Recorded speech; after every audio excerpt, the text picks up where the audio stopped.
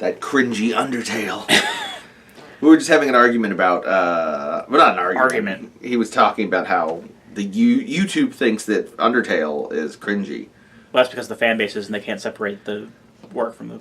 I saw a thing about how a bunch of people, like cringy Tumblr Undertale people are really mad about Deltarune because they think that Toby Fox is making fun of all the people who create like expanded universe fan fiction for. I wonder if they realized Deltarune. I wonder if they realized that Deltarune was in production longer than Undertale was. And I'm like, no, they don't care. And I'm like, no one is making fun of your fan fiction. You do you. Except me. Heidi ho, neighbors. Rado Goji here. And I'm Soylent Greg. Welcome to the Squeeze the World video podcast for this week. Today is, what is today, the 7th? What is today? Thursday the 8th of November. I'm charging so I can't see the date. Thursday, November 8th, 2018. This should be going up on Saturday the 10th. If we're all still here. Yes. Why wouldn't we be? Oh, well. Warlands. Yeah, just in case. Whatever. Fuck it, it could. Who knows? So, just kind of what we normally do. We're back in the regular house on the big orange couch. We're back in our normal spot. Don't couch. Panic. Everything. Do not adjust your YouTube window unless you want to make it like lower definition because my face is kind of freaking you out. Then you can cringier. Or cringier. If you want to make me look more just like an Undertale. Yeah. If you want to make it like lower poly, I completely understand that. If you want to add me to your Undertale shipping, ship me with Muffet, the spider. Yeah, sure. Will do. Cute spider. Okay, so we got a lot of video game news and outrages and things to talk about this week. But first of all, what you playing this week, Patrick? Well, last week I had started playing Save Me, Mr. Taco on the Switch. I heard about this. Yeah, it's a very much styled after a Game Boy game, and it was very, very good at first. I don't think it's a bad game for what it is. It's just one of those things where it has that kind of syndrome that retro games must be as hard as possible sort of thing. And okay. I'm like a third of the way through that game, and it got really infuriating, and I just decided to drop it. Since then, I have started finally getting around to my venture with Kingdom Hearts 1.5 and 2.5 Remix on the PS4. Pray for me. And yesterday I started playing Silent Hill again for my backlog. I saw you sent me some screenshots of you playing Silent Hill. I was like, Silent Hill! And I've played it before. I've seen Let's Plays of it, so I know what happens. I've just never beaten it myself. But, it's so good. It is good. I like it a lot. So what about you? What are you playing? Nothing much. I'm back on my Dragon Quest bullshit. That's a lot of fun. And I made 2 different video game purchases this week. Were made at the Soylent Greg household. Neither of which was entirely for me, but some of it was. The first one we're going to talk a little bit about more later. I know what you're talking about. Because my wife bought Just Dance 2019 for the Switch, which is surprisingly addictive. Mm-hmm. And then because we're going to talk about that a bit more in one of the news items later, and because it came out for platforms other than the PC. I caved and purchased a game that my son is massively into despite never having played. That happens to me a lot. I am now the proud owner of Cuphead for the Mac. Oh, okay. Very good game. I've beaten the first world so far. Not quite as painfully difficult as I expected. Well, they have an easy mode now, don't they? They do. I haven't been playing the easy mode. It's called Simple. I haven't been playing it. I played a little bit of 2-player with my son, and then played some bosses by myself. It's a lot of... insert game footage here. Insert game footage here. It's a lot of pattern memorization, a lot of really cool bosses. The bosses have multiple sort of phases that they go through, almost like Dark Souls bosses. I've seen people play it. My favorite one so far is definitely the witch, who is floating in the clouds, and then she turns into different constellations. Oh yeah, she turns into a bull, and she turns into a dude with an arrow, and she turns into the Gemini, the twins, and then she turns into this giant moon thing that screams at you and fills the screen with death. And it's like, no! And you're in a little plane. My little plane! No! That one was really tough. But it's a lot of fun. I expect it'll probably get added to a future installment of This Game Good if we both end up playing it at any point. But I don't know about that. it's gorgeous, too. It nails that 30s cartoon aesthetic. But other than that, not a lot that I've been playing. I know the demos are out for the 2 Persona dancing games that are coming out. I've downloaded them. I haven't gotten around to playing them yet. I played on a bit on the Dancing in Moonlight Persona 3 because it had what was it? It had the Persona 3 version of the battle theme from Persona Q. Okay. And it had another song about the lady getting pistol whipped. I don't know. Light the fire up in the night. That was a deep cut joke. I'll explain it later. It also has a remix of Burn My Dread, which is the Persona 3 theme on there. Oh yeah, Burn My Dread. I booted up the Persona 5 one, Dancing in Starlight, but I haven't played it at all yet. But that's on there. I also downloaded Yakuza. Yeah, I downloaded it too. I haven't started it yet. It's on the backlog now. I still have to beat Yakuza 0 at some point, which will probably happen after Dragon Quest. There's just so many goddamn games, and so many of them are so goddamn long. I gotta clear this backlog before Christmas, because I know after that I'm gonna be... What? My backlog's probably going to take years to clear. No, I'm not going to clear it. I'm just going to try and make a dent in it before Christmas, because I know I'm going to be absorbed in Red Dead Redemption 2 after that. Okay. Yeah, my backlog is still like over 100 games long, and I've been messing around with it on a spreadsheet here and there, just like in between tickets at work, just like this game here. I kind of have like a full list, but it's always subject to restructuring and everything. Oh, of course, yeah. Let's talk a little bit about the week in video game news. Good. Which I'm waiting for to load right now. Why is it taking so goddamn long to load? Why is it playing the Doug theme? I don't know. Doug, what you did was rape. You raped Patty. Honk, honk. Whoa, I knocked a can over. It was empty, though. You should play the theme from Night Court. Exactly. So, of course, the biggest video game backlash of the week happened at BlizzCon, where Blizzard finally unveiled the long-awaited follow-up to Diablo 3. A massive new game planned for both PC and consoles that marks a huge leap forward in action RPGs. I'm sorry, I can't keep saying that with a straight face. It's a fucking mobile phone game! With microtransactions. Of course! Fans were so disappointed that many committed the cardinal sin of the game industry and mouthed off to the Blizzard developers in a live Q&A session. Oh, God. Prompting the gaming journalism industry at large to clutch their pearls and fall into their chaise lounges. The game looks terrible, but as always, it's the backlash to the backlash that gets those sweet, sweet clicks. Why was the backlash to Diablo Immortal so intense, and why didn't Blizzard see it coming? I don't know. I remember when you first told me about that, because I didn't follow it myself. You sent me a text message saying, "Should I be? Is it weird for me to be this excited over a mobile phone game?" And I think I responded with yes. Yes, it is. Yeah, I'm like the only human being on Earth. And let me preface this by saying I know that I watched the video with the BlizzCon in preparation for this with the sort of the announcement of Diablo Immortal. And I completely understand why people would be pissed off. But I do a lot of mobile gaming on my tablet. I play a lot of Arena of Valor and strategy games. And one of the few sort of niches that I don't have filled is a decent action RPG where you click on things and they explode and you get loot.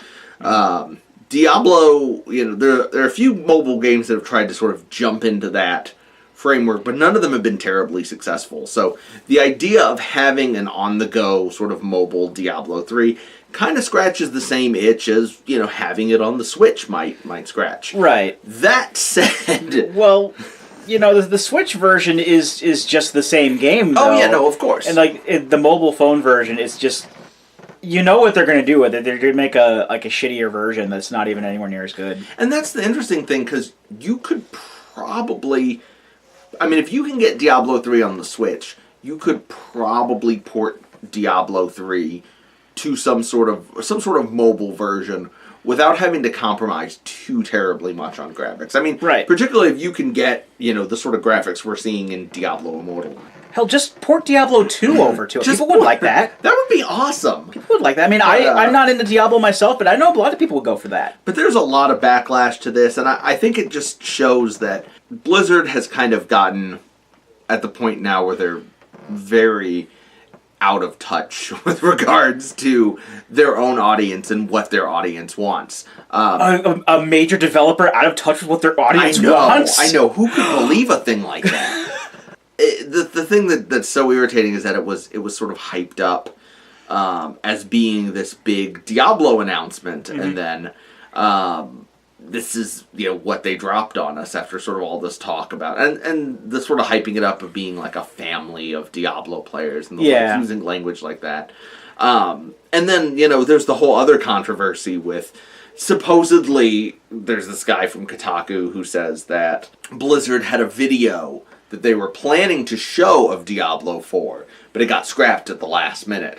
And then Blizzard came out and said, no, we didn't have a video of Diablo 4 that we scrapped at the last minute. So now the guy from Kotaku looks like even more of a fucking idiot. Yeah.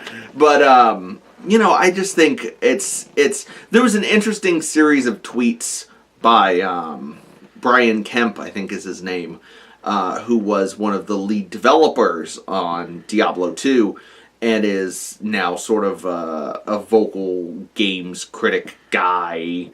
I don't know. But it was just sort of a long series of tweets about how Blizzard has sort of forgotten their relationship with their fan base, and if they were in communication with their fans and if they were playing their games, their own games the way their fans would, they wouldn't have basically done the corporate equivalent of Sideshow Bob stepping on a rake and hitting himself in the face. Because this was a completely unforced error. Like, nobody held a gun to Bobby Kotick's head and was like, you go out there and you show that motherfucking phone game as, like, one of the flagship, like, announcements of the Blizzard convention. Nobody made them do that. And how do you do that and think that, like, people aren't going to get, like, you aren't going to get shit on for it? Right. Nobody, with the exception of weirdos like me, wants a Diablo mobile game. They want, Diablo 4. Yeah, they do. Because Diablo 3 has now become one of those games that... and I don't even really want Diablo 4 that much, let's be honest. It's become one of those games like Skyrim that just gets ported to everything. Mm-hmm. And one of the things that... It's weird because Diablo 3, to me, marked a kind of turning point. I still bought Overwatch, but Diablo 3 kind of was the point where, and I'm probably painfully naive, and you all there sitting at home watching this realized this many years ago. It was kind of the point where I realized that Blizzard was no good. It was when Diablo 3 came out, and they had the real money auction house, and they had the constant connection to their servers, basically like an MMO. That when I originally bought the game and was playing it when it first came out, created tremendous amounts of frame pacing and input lag that caused my character to die. Mm-hmm. And there was a very long time where it was pretty much not recommended to do any sort of hardcore run in Diablo 3's hardcore mode because you could be killed because of a server error. And that's something that Blizzard has never changed. And that has its own positives. I mean, if you look on torrent sites, the PC version of Diablo 3 has never been successfully cracked because pretty much all of the important parts are stored on the server. You have to be in constant contact with their server. It's like pirating an MMO, basically. Mm-hmm. But then Blizzard put out Diablo 3 on consoles, and of course because console players won't deal with that bullshit, which they'll deal with a lot of bullshit, but, from the way the Xbox One's constant requirement to be connected, crashed and burned. They made that version to where it could be played offline. They made the Switch version to where it could be played offline, but they never provided any sort of offline version to their PC players, unlike every other action RPG like Torchlight and Grim Dawn and Victor Vran and whatever the... not Path of Exile. Path of Exile's free. That's a different case. So that was the moment I realized that Blizzard was pretty fucking scummy. In the same league. I used to think that they weren't in the same league as people like Ubisoft and EA and the like, but they really are. Yeah, they are. And now a whole new generation of people is exposed to that with Blizzard Immortal, and I'm sure it'll have 4 different currencies. And I'm sorry, I'm just babbling. It's all right. I mean, the backlash, from what I understand, was pretty rough. But on the other hand, they could have tried to call out Hideki Kamiya. He would have, although it would have been quicker. He would have just said "fuck you" and then just blocked them. Blizzard is announcing Diablo Immortal's newest head developer is Hideki Kamiya. All of the Diablo Immortal characters will have glasses and extremely long legs and fantastic asses. And fuck you if you don't like it. Ask your mom. Kamiya. I just found out about this whole big meme with Hideki Kamiya being an asshole on Twitter. Oh, he is. Yeah. He's a wonderful I've seen some of his tweets. He's a magnificent asshole. It's pretty great. Makes great games, though. Yeah, wonderful games. Unlike a certain video game company we were just talking about. Mm-hmm. Speaking of video game companies that don't make great products, things are shaking up at Square-Enix this week. The company announced that Hajime Tabata, I hope I pronounced that somewhat correctly, the man who took over for Tetsuya Nomura as director of the game in 2013, has left Square-Enix. Consequently, 3 of the game's 4 remaining DLC chapters, side note, holy shit, there were 4 more DLC chapters they were going to be 2 years after the game already launched. They were going to be coming out next year, have been scrapped. We're not big fans of Final Fantasy 15 here at Squeeze the World Gaming, so it'll certainly be nice to see Squeenix focusing on something else. But it raises an interesting question. How long is too long for a company to keep milking an established franchise with DLC? Well, first off, you said that Square Enix is incapable of making good things when we both have this game good with Dragon Quest XI, but that's the Enix side of Square Enix, though. I guess you could say that. I didn't mean that is incapable of making games. I just meant a game company that makes bad games from time to time. Like that's everything. Didn't they just publish that game where you're the deaf guy? Yeah, they did. I heard something about that. Apparently, it's fucking terrible. Yeah, I was really, really off-put when I heard that there were going to be 4 new DLC chapters coming out next year. How much DLC has come out for that game at this point? I haven't played it, so I really haven't followed it, but like more than need be. I mean, I know there were like the episodes for each of the main guys. Yeah. There was the free update that changed one of the chapters. There's the multiplayer like beast hunting mode that's like mini Monster Hunter. And now there's 4 others, of which 3 have been canceled.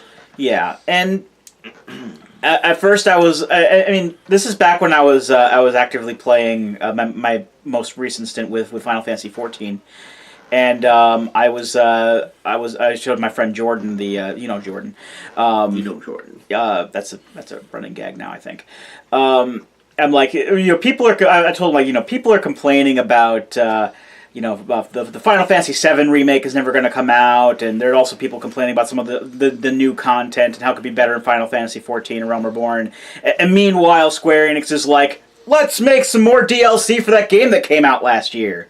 I mean, do people still play it? I suppose so. It apparently sold really well. I mean, I bought it eventually. I've been interested in trying it at the very least. I played it a little bit at a friend of mine's house, and it was okay, but I don't know. Let me settle this. Maybe you can settle this, because I meant to Google this before I got here tonight and I forgot. Was Tetsuya Nomura the guy who fucked up the original Final Fantasy XIV? No, I don't think so. It was some other guy, and then they brought in Yoshida. Oh, okay. No, Tetsuya Nomura is the guy who does Kingdom Hearts. Oh, okay. I think he's done a lot of things. Shit. He's done Okay. He's done Isn't there a stuff Kingdom with Hearts game just coming out soon? yeah, Kingdom Hearts 3 is coming out in January, I think. The third Kingdom Hearts game of like the 15 Kingdom Hearts games. Well, as far as I know, he's going to be working a bit more on Of the Lancaster Kingdom Hearts games. on the DLC for 15 because because Kingdom Hearts is done now and you can work on that. I think that's the story there. Okay. But I honestly don't see the point at this. I mean, unless there's like I'm fairly sure there's some really hardcore Final Fantasy 15 characters. I mean, they're characters, fans. People love those games. I mean, I don't see any other reason why Square Enix would be like just shoehorning Noctis into everything. Like, I think wasn't he like a character? Isn't he like in Soul Calibur? I don't know. I think he was. I know Soul Calibur 6 has like a lot of guest characters. I think Noctis is one of them. Oh, okay. One of the things that it made me think of was sort of your mantra with regards to DLC and not liking DLC that's sort of planned out beforehand. I was thinking about this because I just bought Cuphead this week, and Cuphead has an expansion that's coming out next year, but it's a full 2 years after the original game came out, so yeah, it's obviously something that it's sort of the difference between DLC and an expansion to the game. Yeah. And the thing I was thinking was, the reason why many AAA games have this sort of DLC launch schedule that comes right after is sort of the same reason why movies come out on video so much quicker now than they did before. Because everything is sort of accelerating. People are consuming media at a greater rate. Mm-hmm. When you're playing something that's like... if you're playing something that's like Cuphead or... not Hollow Knight, Shovel Knight, that has like a dedicated fan base, you can get away with releasing an expansion once a year. But if you're a AAA video game company that's making some shit like Assassin's Creed, which is a yearly franchise, yeah, you essentially need to milk that DLC money as much as you can, because a year from now, they're going to have moved on to the next AAA video game, which is the next Assassin's Creed game. So that's why you have sort of the DLC queued up right out the gate, because people are still playing it, they're still talking about it. It's sort of trying to catch that launch window. It's why the movies come out quicker, because you look at it and you see, oh, I heard about that movie, and buy it, and that kind of thing. I mean, I will give Square-Enix this. At the very least, they're not coming out with, a new game in the same franchise every single year. Oh, and they did that with 13, didn't they? I don't think it was quite that short of a span. I mean, from what I understand, 13 as a whole sucks anyway. But I will give them this on the 15 DLC. At least this wasn't planned, and we didn't know about it before the game came out. That's fair. And people, the way people are nowadays, they would have been super excited about the DLC for the game that's not even out yet. I still don't understand that. Also, 15, was almost canceled and went through so many iterations and took so many years to come out. It was supposed to be a 13 spin-off. That they probably needed to release like 8 DLC packs to break even on that ridiculous development cycle. That's a good point, too. It was in development for over a decade. Next up, after nearly 2 years of waiting, an app has launched on the Nintendo Switch that allows owners to watch YouTube videos in either of the console's handheld or TV modes. Mm-hmm. Even with the addition, application support on the Switch is a fairly bare-bones affair, with Hulu being the only other major streaming service to release a Switch app. Does this herald more app compatibility in the future? And Patrick, will you be watching Markiplier play your favorite Switch games on the Switch before you play the Switch? Oh. I love coming up with these. Can you tell I love coming up with these fucking things? I am actually pretty happy that YouTube's on the Switch now. Yeah, that's great. I like to. It was on the fucking 3DS before the Switch. It was. I watched. That's how I watched Skyline. I think was on the 3DS. The YouTube app on the 3DS, or the Netflix app anyway, was like. That was Netflix. Was like 280p or something ridiculous. It was okay for what it was. Stamp. Look at that little man run. It was okay for what it was. I actually used it, but What I like to do when I play games is my preferred way of doing things is play the game on a portable small screen if possible, and then have YouTube or whatever playing on the big TV. So what I can do with if I want to watch YouTube, usually if I'm playing a PS4 game, I would have to put it up on my phone or something like that. And now what I can do is I can play the PS4 game on my Vita through Remote Play, and then just have the Switch streaming the YouTube through the TV. Nice. So it works out well for me. While I'm not like a lot of the other people who are super put off about how there's a lack of video streaming apps. Right. I could care less, but I wouldn't be against them being more on there. I mean, if they put Netflix on there, I'd get Netflix on my Switch. Why not? What is interesting to me is that it doesn't... When I first bought the Switch, the lack of video compatibility apps, the lack of Netflix, of Amazon Video, of all the shit that I'm used to, of Shudder, of all the shit that I'm used to, I was like, what the hell? But the thing that is kind of interesting to me with this is how little I actually ended up caring that the Switch doesn't have these things. Mm-hmm. I feel like with regards to, all of the big video streaming services, Netflix and such, there's just so much variety that I don't think, honestly, Nintendo needed to make this a priority with regards to the Switch. They didn't. If you're going to watch it on your TV, there's guaranteed anyone who owns a Switch is not using it as their sole method of watching streaming video on the TV. You have another console, you have a Roku, you have a Fire TV, Chromecast. If you already have a modern TV, chances are you're already using that to watch Voltron Legendary Defender instead of you need to do it on the Switch. And honestly, I've watched Hulu on the handheld version, and it's just not as good an experience as even watching it kind of on a more on a cheaper tablet. Honestly, it's not as good. I have an iPad, but even if I was watching it on a basic Android tablet, it's heavier. It's not as good to sit in bed with. It doesn't thrill me as a media streaming device. With me though, if I do have to go about the way of playing a game on the TV and watching the YouTube on the smaller screen, I always have it propped up on my table somehow here because we have a table right here, and there's a kickstand on the Switch. I mean, before I had to use the Wii U stand for my phone. That's why that's there. Yeah, I was using that for my phone. I've learned something today. But I don't have to do that anymore. But I mean, that's cool, but that's a fringe case. Yeah, you don't always have a coffee table right in front of you and playing, video games on the big screen. That's just kind of something that happens to me.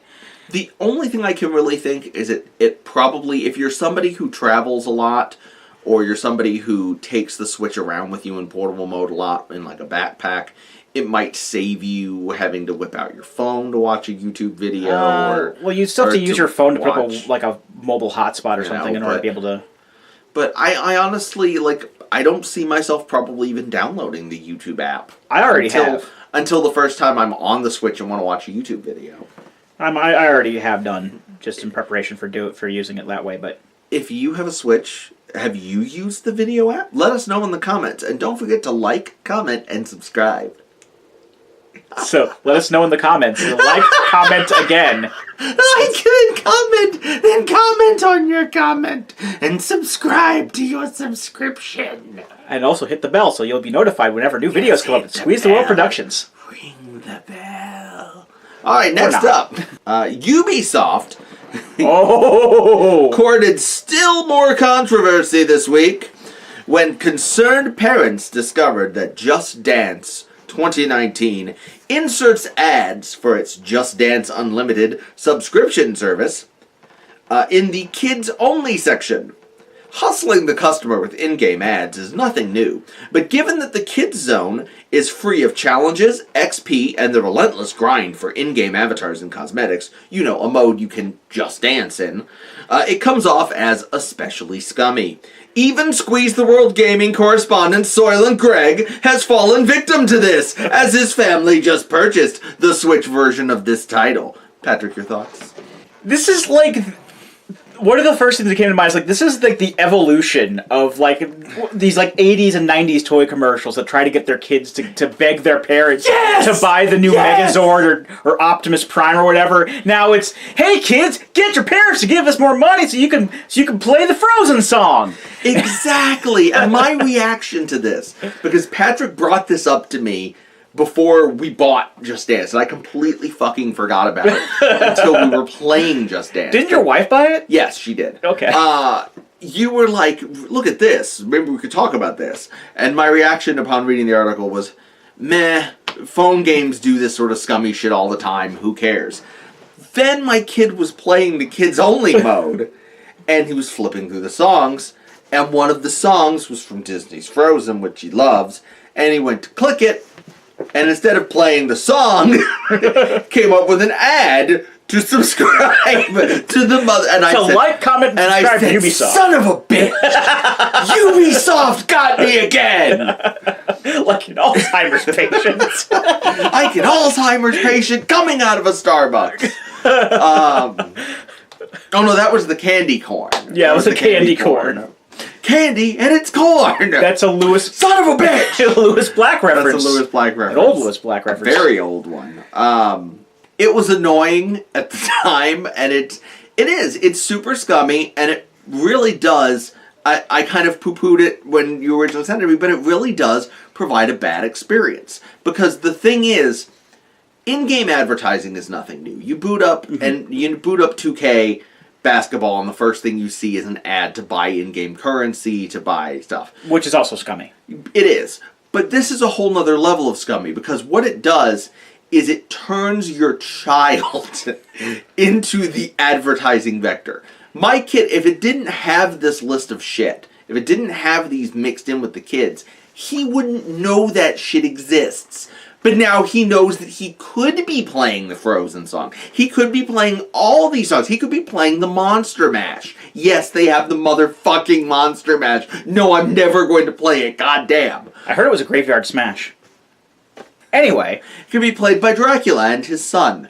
But now he knows that. He knows that it's there, and it's only a few dollars away. And if you convince mommy and daddy to put more money on their debit card after already spending $40 on the Just Dance for the Switch, then you too could play that game. But if they don't, then they don't love you. And they don't love you, and they don't want you to be happy. Don't you see? They're holding content hostage from you. And that's what Ubisoft is doing to my family. And that's why we're moving to a bunker in the center of the earth. You see, with tinfoil all around the bunker so that the Ubisoft DLC rays cannot get into our brains. And the thing is, like, you even said that, like, the game itself only has, like, 40 songs on it. It's got about 40 songs, yeah. And, like, the subscription gives you, like, 400 songs. Yeah, apparently the subscription isn't new, and it's, like, it just builds year after year after year. It, like, gives you, like, all those songs from, like, the past games and stuff. Basically, that's how it works. But the thing is, like, from what you've told me, it doesn't mask the songs that you don't have on the list. It doesn't. So, like you said, the little guy can go through, to play the Transformers theme song or whatever. I don't know what's on there. I don't play Just Dance. Gangnam Style. There you go. Pony by Genuine. How Bizarre by Otaka Millionaires Club. The Macarena. Return to Innocence by Enigma. This would be the Greg playlist for Just Dance. But no, but it doesn't have. But it doesn't have. It does not have to Africa by Toto. That was me doing the moves. Yeah, I noticed from the version that only exists in my head. But it doesn't have Toto by Africa, so it does not have Africa. That's Toto by Africa by Toto. At least it doesn't have Africa by Weezer. So I would be okay with Africa by Ninja Sex Party. That would be fine as well. Yes. But yeah, it's bad, folks. It's bad. It's super bad. They've said they're going to fix it in a patch. Given how slow the Switch is to patch things, I don't expect it. But the damage is already done. The damage is already done. My child, it's too late. I've seen everything.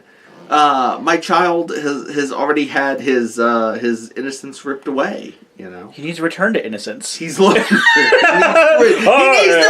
innocence. Damn it!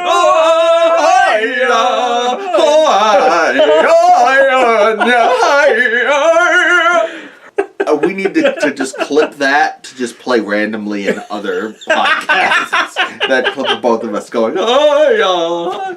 Alright, so lastly, dedicated horror fans this week were crapping their pants because of a Sony game, but not in the usual way. A rumor spread across Reddit over Halloween that the terrifying Endless Hallway horror demo, PT, received an update this week from Konami that disabled the game on players' hard drives, even those that had held on to their consoles for years. At this time, it appears that PT is still playable on the consoles of people who've saved it. But given that this was Hideo Kojima's swan song with Konami, and the company will apparently stop at nothing to piss all over his memory, is it any surprise that we could see this happening? So, Patrick, are PT pachinko machines next?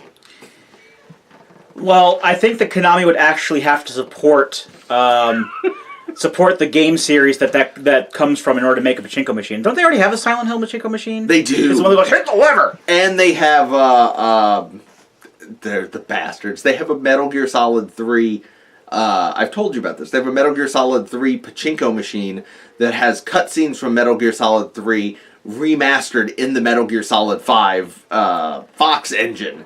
And we'll never get to see them in anything other than a goddamn pachinko machine. Because Konami are evil. I'm surprised that Konami re-released the Castlevania Dracula X games recently. And even then it was like they were just like ripping the ports out of the PSP version. Well, that shouldn't shock you because it required no effort. That's true. Yeah, I think what should actually happen is Kojima Productions, Kojima Studios, whatever they're called. They should just like make like another version of PT that's like has slightly different scary stuff with it, and then just release that and make it so that it won't get disabled, and you could still get it. I mean, it still wouldn't be the exact same thing as the original. I'm trying to think of something very close. Original trailer. Original teaser. Original gangster. That would be another song. From I still think that. I mean, I know that they're doing Death Stranding, but I still think they should make do what they were going to do with Silent Hills, but just call it something else. I know that they there was a lot of people who were searching for PT in Metal Gear Solid 5, and there are a couple of Easter eggs. One is really obvious, and I came across it in one very creepy mission of the game. One of the radios in the in the complex. If you find it and turn it on, it's the radio guy from PT. And I know that the ghost from PT shows up in a couple places in Metal Gear Solid 5, like hidden away if you look for it. But I never found any of that. That's what if Death Stranding really is just a continuation of PT? I would be okay with that. Norman Reedus got out of that hallway and decided to get naked and carry a baby around. Speaking of which, this didn't make it into a full news thing, but there was just an interview with Troy Baker. I heard about that. I don't know what the interview said, but Troy Baker is, last month we found out that Troy Baker, or 2 months ago, is voicing a character in Death Stranding. He's the dude with the gold skull mask. Oh, and I thought he was going to be playing the baby. That would be one handsome baby. Handsome baby with Kanji's voice. Yes. With Joel's voice. This? I'm wearing it. He actually confirmed that he and Norman Reedus have completely finished their motion capture work for Death Stranding. He said the game is huge and unbelievable, and that it will, fingers crossed, be out next year. So here's hoping. Yep. And here's hoping that it has PPT tucked away somewhere inside of it, which is it's exactly like PT, except there is a computer in the bathroom that has PowerPoint on it. And the PowerPoint has one slide, and it says, fuck Konami. It says, like, fuck, like Bonami or something. It's some fictitious company we created to make fun of Konami. Konama. My only regret is that I have Bonami. Oh, and lastly, Star Citizen. It's still not out. Oh. But you can buy a new ship from Star Citizen this week. It's not even a ship. I looked this up just to see if anything new... Because I've made this a running joke, and I decided just to check real quick on their website and see if anything new had happened with Star Citizen since we started this podcast. And, there's a new ship you can buy. It's not like a full spaceship. It's like a little... Land Rover thing that you can drop out of your spaceship to explore planets. You know, like the Mako in Mass Effect? Mako, yeah. The thing that everybody hated doing in the first Mass Effect? Yep. You can buy that in Star Citizen. It's $65. I'm in the wrong fucking line of work. What the fuck? Man, if I could make... give us $65 for the Mako in a game that doesn't exist. I could buy all 3 of the Mass Effect games for less than that. And drive the Mako around going, vroom, vroom, I'm in Star Citizen. Vroom, I just flew over this rock. Fuck you, Chris Roberts. Roberts, you magnificent bastard, I read your book. Oh, it's a scam. Oh. It's a glorious grift, though. I more power to them if they can get money out of people, but yeah. I feel bad for the people who are going to be left holding the bag when that whole thing blows up. Like, I've said this before, probably on this podcast, but Mighty Number 9, when it came out, was sort of like a microcosm of the disappointment and anger that we're going to see when Star Citizen limps over the finish line with like 15% of the things that were promised in the actual game. All the things are there. They were just given to all the people who spent hundreds of dollars on the extra shit. Hundreds of dollars? There are ships you can buy for like $765, and I'm like, what the fuck? That's a lot of money. Who are these people? Why can't I get them to give me money? I'll give you JPEGs of spaceships. I'll give you them. I know how to use Daz 3D, kinda. I can make a woman with a huge head. Huge, disgusting head and a tiny stick figure body. In a spaceship. You can fly it through space. It's $35. It's half the price of the Mako from Mass Effect that we ripped from our copy of Mass Effect 1 and dumped into the fucking game. What's going to be next? This is the vending. It's a stealth cruiser. Ignore the fact that it looks like one of the vending machines from Deus Ex tipped on its side. It's totally not just the vending machine from Deus Ex rotated 90 degrees with fins. Insert picture. You can get it in orange, or you can get it in lemon lime. I'm going to insert the picture of Kamen Rider O's riding the vending machine. Oh no, I've made a horrible mistake. And that's the sound of Chris Roberts' shock troopers busting in the front door, so we probably have to go. A little bit. There is one thing I kind of want to talk about. Oh, cool! Just because it's not really... Patrick wants to talk about something. It's just kind of a feel-good sort of... feel good! Just a wacky what the fuck thing I saw earlier. So, okay. So as much shit as we do give Activision... and many other major publishers. They probably had like the greatest marketing idea ever for Spyro Reignited Trilogy. Oh yes! What they're doing. So here's you gotta hear this. So gotta hear this. I thought he was bullshitting. No. The article has with pictures and everything. Okay, so here's what's going on. So Activision. Just look at Jeff Goldblum. So somebody made it's a drone. I want you to make this the screenshot for the video. I don't know how to do that, but so they have a drone that looks like Spyro the Dragon. Drone. The drone. Like Spyro the Dragon. The drone can breathe fire. Fire-breathing drone that looks like Spyro the Dragon. And what they're doing is they're using it to airlift one copy of Spyro Reignited Trilogy from, I believe it's New York to LA, or the other way around, I forget which direction it's going, to deliver it to Snoop Dogg. This is a real thing. This is a real that thing. Is happening. It has a hashtag on Twitter. 2018. It's hashtag Spyro to Snoop, I think is the... Christ, I hope someone shoots it down over the Midwest. Some fucking farmer in Wyoming. There was a fucking flying UFO over my land. I don't know why a farmer in Wyoming would talk like he's from the deep south, but what the fuck? He had this game, I gave it to my son for his PlayStation box. I can see him shooting it down and being like, "Oh, I got this," and then like pulling the out gas canister of the flamethrower just explodes. Fucking Spyro. I mean, and being like, "What the fuck is it?" Yeah, you got to target it properly. You got to activate VATS, and then it's got like, and it's got like the Spyro nose, and then like the gas canister, and the drone body, and the game, and the game. It has like 1% chance to hit the game, and if you do that, pew, the game pops off and flies down.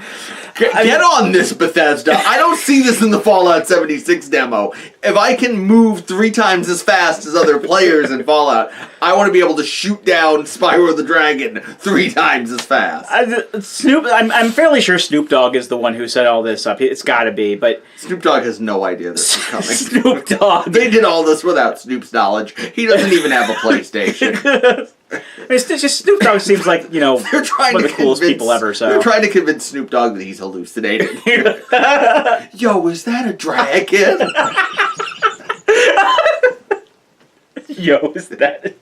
That's involuntarily committed. That's going to be I saw the dragon, man. The video description is, yo, is that a dragon?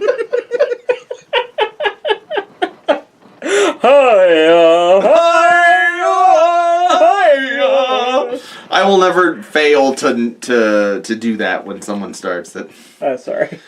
Oh, we have fun here, and I hope you have fun as well. Well, I certainly did have fun, but that's it for the video podcast for this week. So we hope to catch you for next week's podcast, and also for the regular videos that are starting up again. Yes. More Deadly Premonition on the way. But until then, I've been Rado Goji. I'm Soylent Greg. And we'll be here next time. Join us, won't you? Goldblum for president. Goldblum for president.